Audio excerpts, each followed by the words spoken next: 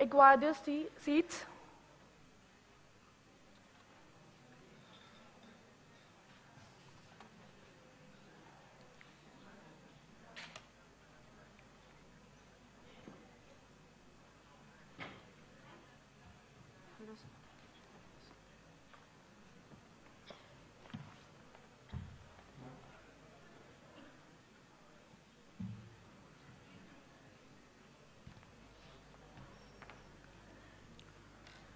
Good afternoon, one and all. Respected dignitaries on the dais and off the dais. I just welcome all of you. We have with us two eminent speakers, Mr. Bhupendra Yadav and Mr. Narendra Kumar, who will enlighten us on this topic.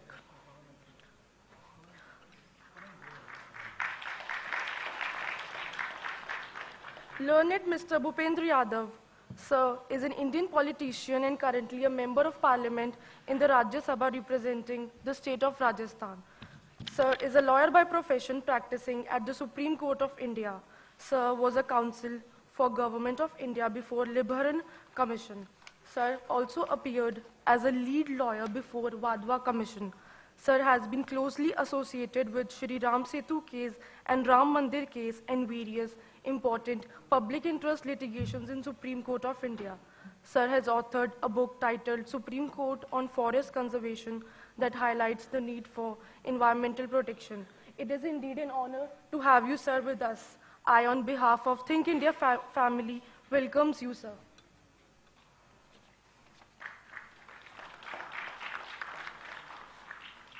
Our next speaker is Mr. Narendra Kumar. Sir is currently holding the constitutional post of Election Commissioner for the Union Territories of Andaman and Nicobar Islands, Lakshadweep, Dadar and Nagar Haveli, and Daman and Diu. Sir is a retired bureaucrat and has served Indian Administrative Services. Sir topped in the UPSC examination, securing second position in All India merit with highest marks in economics. Sir did his bachelor's in commerce from Shri Ram College of Commerce, University of Delhi. Later, sir pursued his master's in commerce with specialization in finance from Delhi School of Economics. Sir is an associate of Indian Institute of Bankers, Bombay, and National Institute of Advanced Studies, Bangalore. The reforms initiated by Sir as Labour Commissioner, Excise Commissioner, and Secretary Revenue have been widely acclaimed and is an example for the future bureaucrats and corporate executive. I, on behalf of Think India family, welcomes you, sir.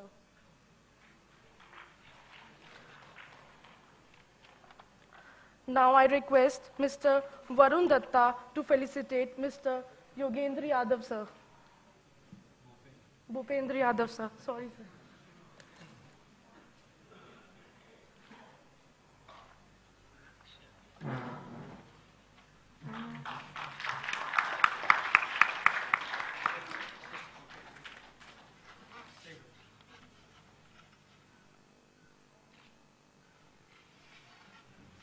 Now I request others to felicitate Mr. Narendra Kumar.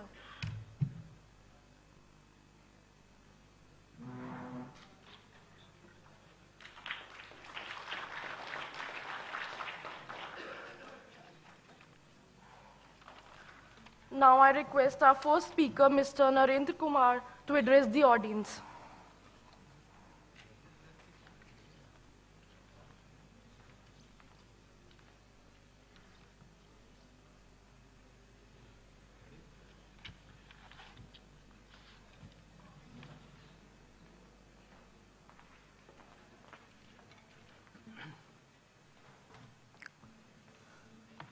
Thank you.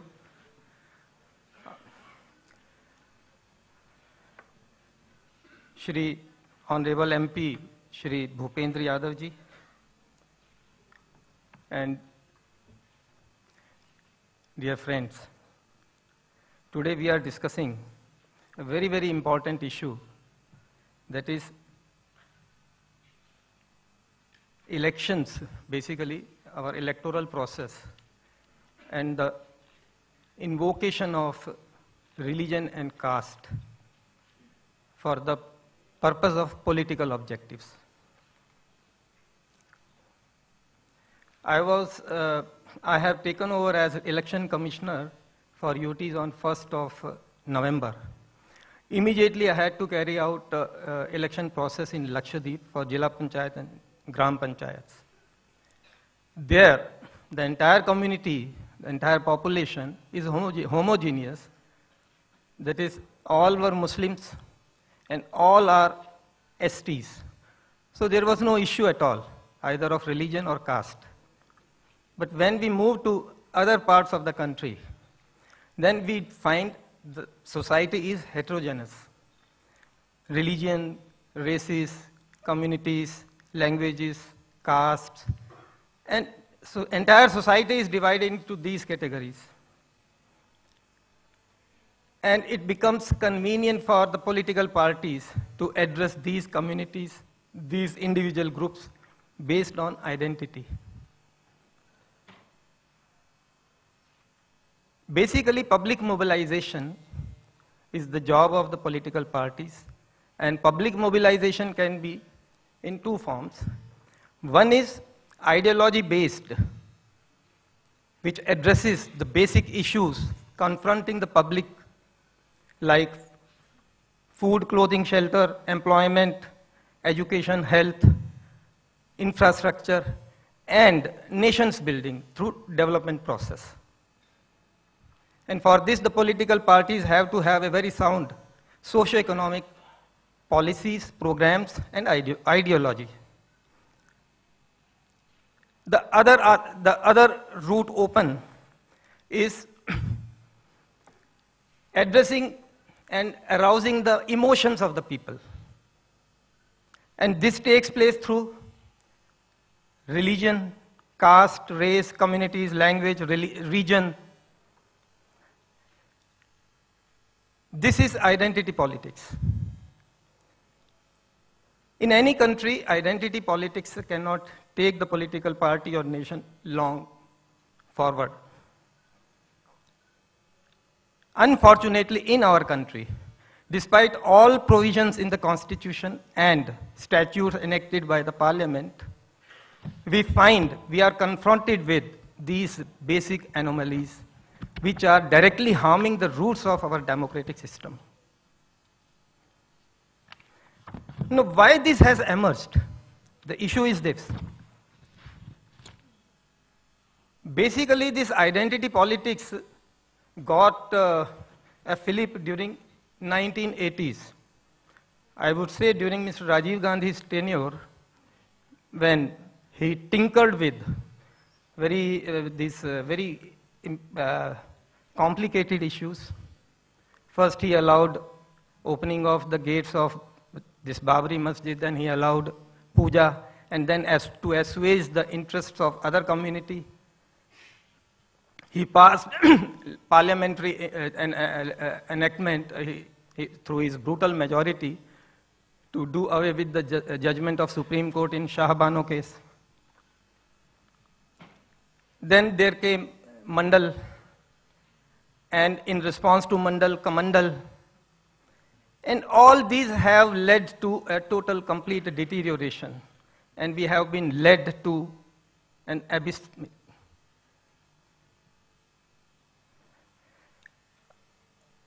Basic reasons to my mind for this are the failure of political parties to fulfill their promises made to the public. Even after 70 years of independence, if we go through the census data of 2011, we have about 24 crore households, and 40% of the households are single tenement accommodations, which includes hutments. And in this single room tenements, in single room there is bathroom, there is kitchen, everything is there. Entire family has to survive in that single room hutment or the tenement, whatever it may be, with basically, and it is deprived of other facilities, sanitation, etc., hygiene, etc. And if we consider the number of people, it is 50 crores. And at the time of our constitution came into being, our population was 35 crores 90 lakh. So the total population today, which is living in totally filthy conditions, is more than the population which we had at the time of our constitution came into being. All political parties have made hefty promises. I remember during 71 Indira Gandhi का वो वे कहते हैं इंदिरा हटाओ, इंदिरा कहती हैं गरीबी हटाओ, अब आप ही चुनिए. I was a student, 7th standard. I remember उससे पहले 69 में इंदिरा गांधी ने जो कांग्रेस का विभाजन किया था. Though grounds taken were very avowed, socialism, but in the garb of pseudo-socialism, we have been led to a political dispensation which was at its root feudalistic, exploitative, extractive, which ultimately led to total thorough corruption, and this led to loss of credibility of political parties and political leaders. Not only this, this also led to believe the public that all political parties and all political leaders are same. They brushed them with the same paint. And unfortunately, the media has also played a very, very important role in creating, in promoting this type of perception. And this has led to the political parties to find simple solutions for public mobilization. And therefore, this disease of identity politics, which we have faced. Now, our constitution had made elaborate provisions to avoid this. We had very categorically specified in the preamble itself that the state shall be secular. We had statutes, RPI Act of 1951, section 123(3) of which was very, very categorical to check these type of tendencies. Now, why these provisions were made? Basically to prevent fissiparous divisionist tendencies in our society. Because we had a very, very bad experience at that point in time of partition, which led to a Holocaust. Then our constitutional makers were also of the view that the political discourse, political mobilization should be of such which encourage healthy politics and based on issues which are of direct relevance to the society, to the people, and which can ultimately lead to overall development of our country. Then another objective of these provisions was to strengthening the democracy in its true form. That is, for example, these representatives of the people, the MPs or MLAs, they are not representatives of a particular segment of society, of a community, of a caste, of a religion group. They are representative of a particular constituency, which may comprise all these communities. So they can't say that I am representing only Hindus or only Muslims or only Sikhs. If public goes to them for addressing their grievances, they have to. Because we don't have a proportionate representation type of electoral process.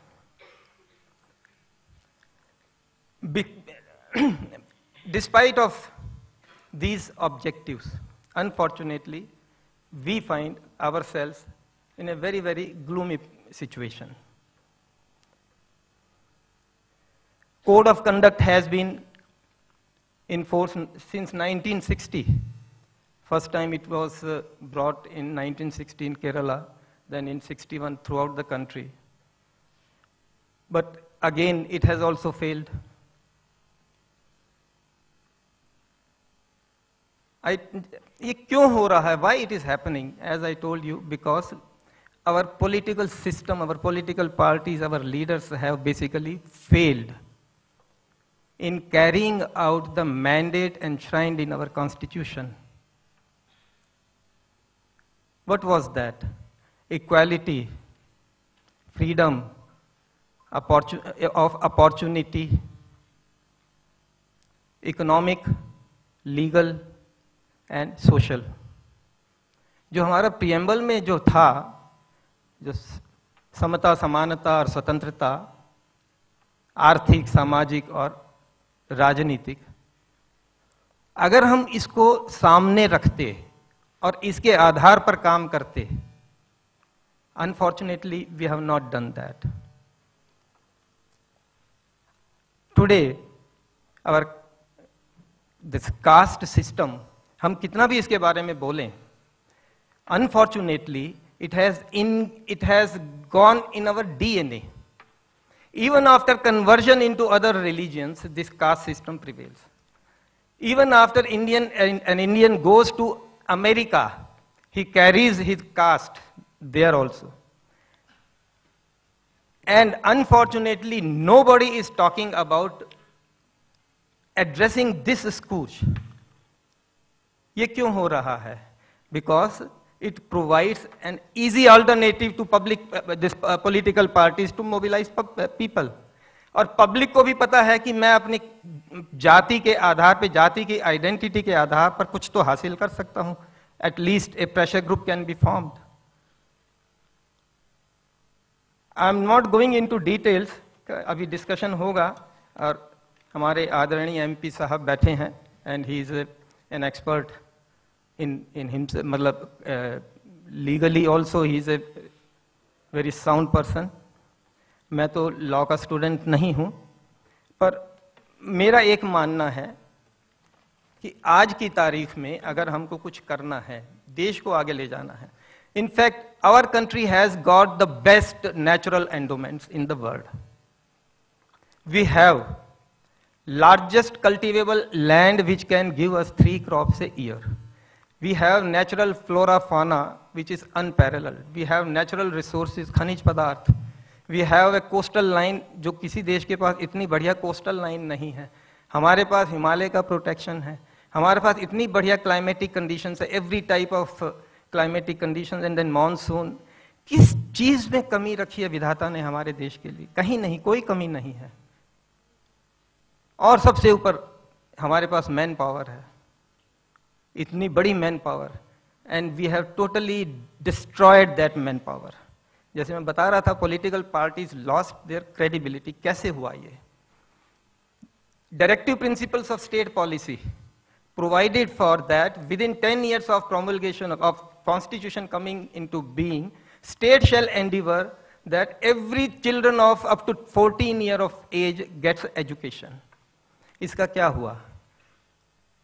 कुछ नहीं किया गया. 50 साल बाद जाके, 50 साल से बाद जाके अमेंडमेंट हुआ कॉन्स्टिट्यूशन में, उसके 10 साल बाद जाके लॉ बना, राइट टू एजुकेशन. और उसने ऐसा बेड़ा गर्क कर दिया कि जो पहले स्कूलों के अंदर थोड़ी बहुत पढ़ाई हो रही थी वो भी बंद हो गई. Today we are talking about demographic dividend, but we have completely destroyed this demographic dividend. It is of no use to us. Why? Majority of our graduate engineers they are not employable. अभी कल ही खबर थी अखबार में, peons की positions के लिए MBAs, chartered accountants, engineers, they had applied in UP. Vineet Nayyar की फाउंडेशन है संपर्क, 2016 में they carried out a survey of 5th pass students, जिसमें 49% students they couldn't count up to 99. हम फाइनेंशियल इंक्लूजन की बात कर रहे हैं. तो ये जो सारा जो हमारा जो पूरा सिस्टम फेल हुआ है to carry out the provisions of the constitution, to implement in true spirit directive principles of state policy, and because of this we are finding today the problems of unemployment, inequality, illiteracy, ill health. क्या क्या problems नहीं है.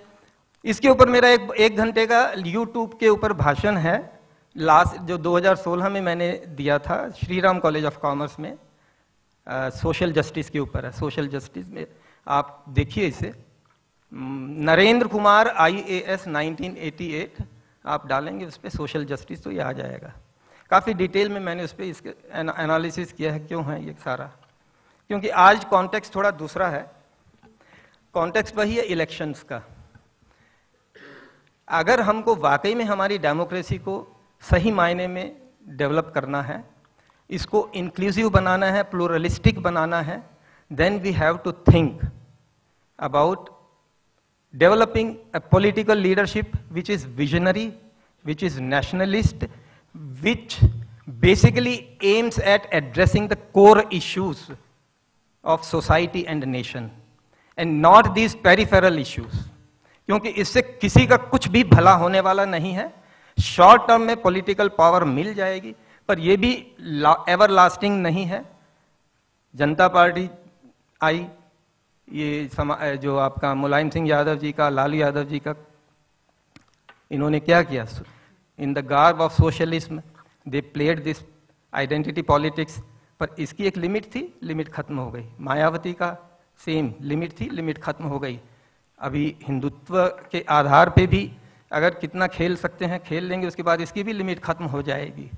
Ultimately what is going to pay to the political parties, to the society, to the people and to the nation is a positive issue-based politics for which we have to ponder over, and for this purpose we need to have visionary leaders who can think of future, who can identify problems facing the citizen society today, assessing these problems in all aspects, in all their facets, and then probing the causes for that and finding solutions and ways to implement those solutions. And for this they need they need a strong, very, very strong political will and power.